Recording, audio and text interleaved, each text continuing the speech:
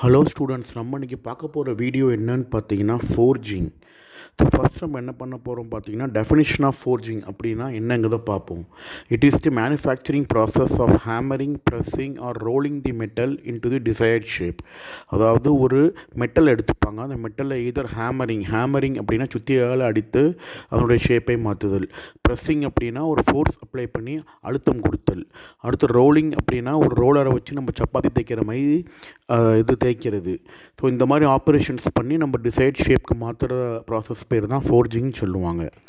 So இது வந்து ஒரு ஹேமர் ப்ரெஸ் அல்லது ஒரு டையை வச்சு நம்மளால் ஒர்க்கை கண்டினியூ பண்ண முடியும்.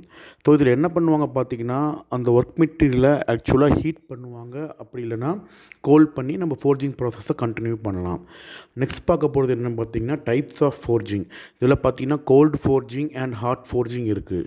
ஸோ ஹாட் ஃபோர்ஜிங்கில் ஒன் ஆஃப் த டைப்ஸ் தான் நம்ம அடுத்து பார்க்க போகிறோம். அதோட பேர் பார்த்திங்கன்னா ட்ராப் ஃபோர்ஜிங் சொல்லுவாங்க.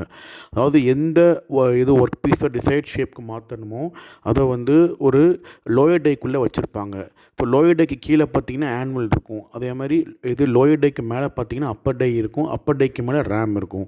ஸோ ரேம்லேருந்து மேலேருந்து ஒரு அப்வர்ட் ஃபோர்ஸ் அப்ளை பண்ணும்போது அப்பர் டையில் உள்ள ஷேப் வந்து அப்படியே நம்மளுக்கு பில்லட் அப்படின்னா நம்ம ஒர்க் பீஸ் அந்த ஷேப்புக்கு கன்வெர்ட் ஆகும். Thank you students.